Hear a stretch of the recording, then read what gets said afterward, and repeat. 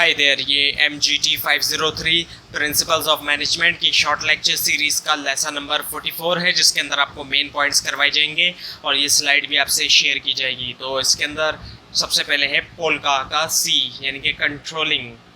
So control जो है एक मैनेजमेंट फंक्शन है और ये जो है प्रोसेस है रेगुलेट करने का एक्टिविटीज़ को। एक्टिविटीज़ कौन सी? ऑर्गेनाइजेशन की जो एक्टिविटीज़ होती हैं वो। सो हम कंपेयर करते हैं एक्चुअल परफॉर्मेंस को स्टैंडर्ड के साथ के। एक्चुअल परफॉर्मेंस जो है वो एक्सपेक्टेड स्टैंडर्ड के मुताबिक होनी चाहिए, जो भी स्टैंडर्ड है उसके मुताबिक होनी चाहिए।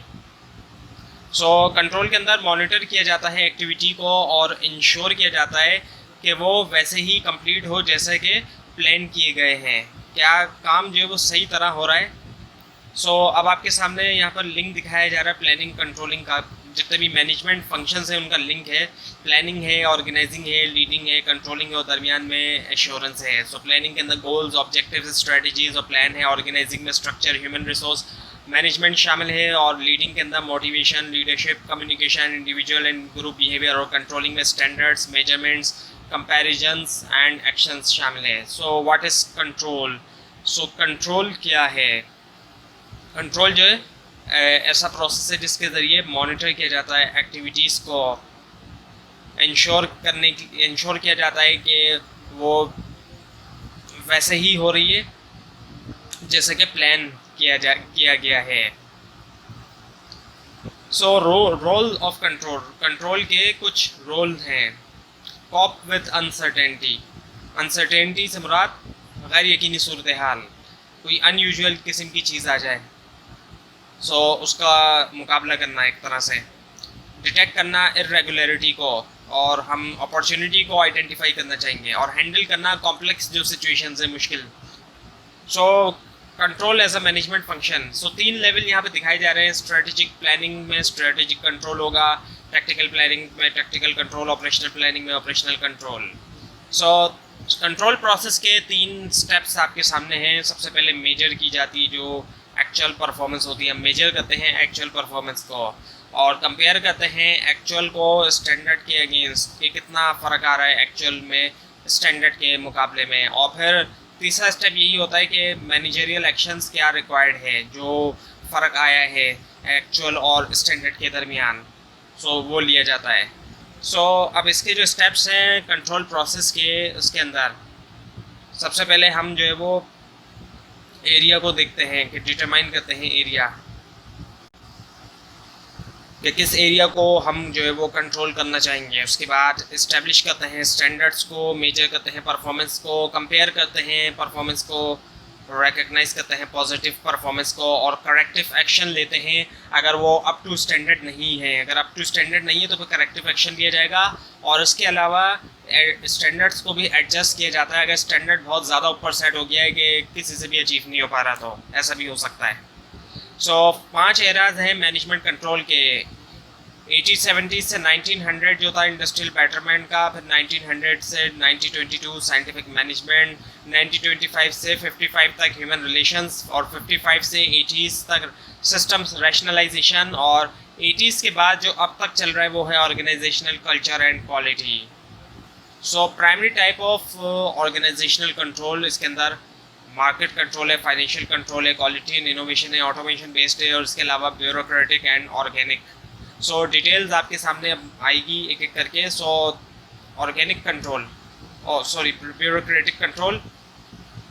अच्छा, अब मैनेजरियल अप्रोचेस हैं कि मैनेजरियल अप्रोचेस में कौन कौन से कंट्रोल है इसमें, और ब्यूरोक्रेटिक कंट्रोल है, ऑर्गेनिक कंट्रोल है, मार्केट कंट्रोल है और इसके अलावा क्वालिटी एंड इनोवेशन है। सो ब्यूरोक्रेटिक कंट्रोल है क्या? ब्यूरोक्रेटिक कंट्रोल का मतलब क्या होता है कि यूज़ किया जाता है formal system of rules, records, roles और रिवार्ड का, ताकि इन्फ्लुएंस किया जाए, मॉनिटर किया जाए और असेस किया जाए एम्प्लॉय की परफॉर्मेंस को। सो जो इसकी करेक्टरिस्टिक्स हैं ब्यूरोक्रेटिक मेथड्स की, इसके अंदर यूज़ किया जाता है डिटेल रूल्स और प्रोसीजर्स का जब कभी भी ज़रूरत हो और इसमें टॉप डाउन अथॉरिटी होती है, यानी कि जो टॉप लेवल के ऊपर है, जो भी मैनेजर वगैरह टॉप लेवल पे जब वो बोलेगा तो हर कोई उसको सुनेगा। सो टॉप डाउन होती है इसमें। और एक्टिविटी बेस्ड जॉब डिस्क्रिप्शन,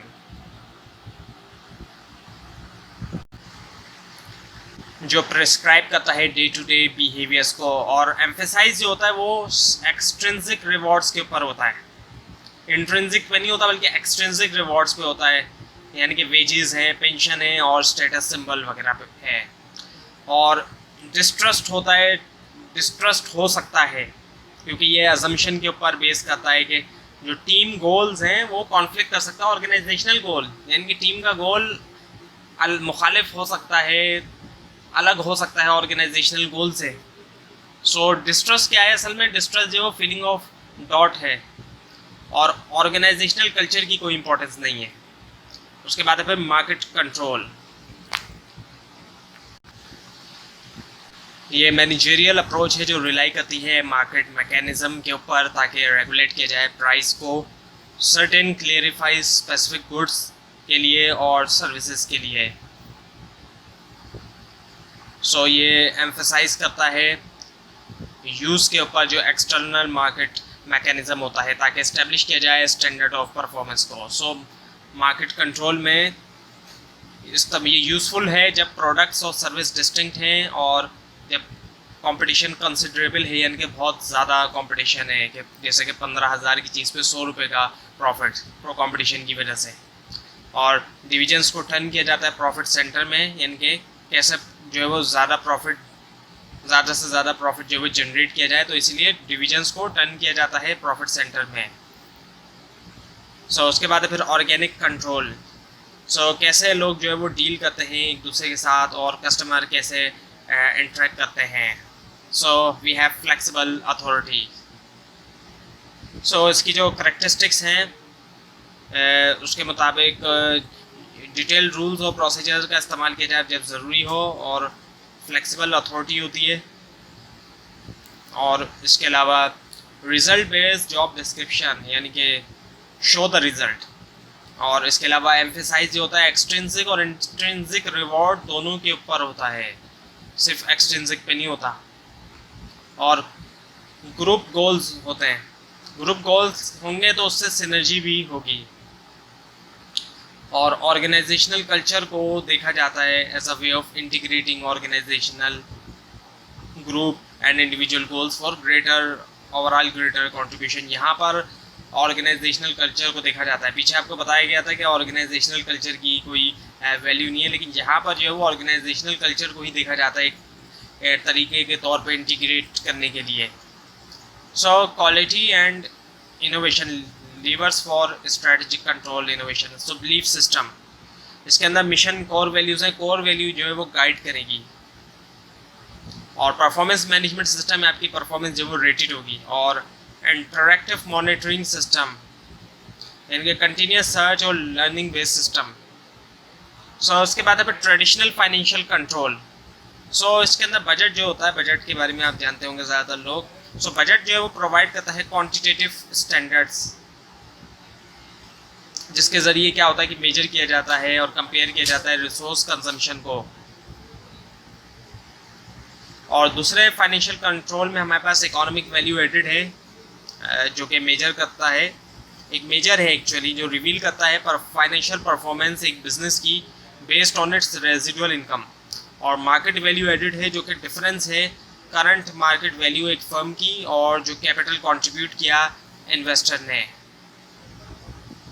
सो इसके बारे में यहाँ आगे भी लिखा हुआ है, आप इसको डिटेल के लिए चाहे तो पढ़ लीजिएगा।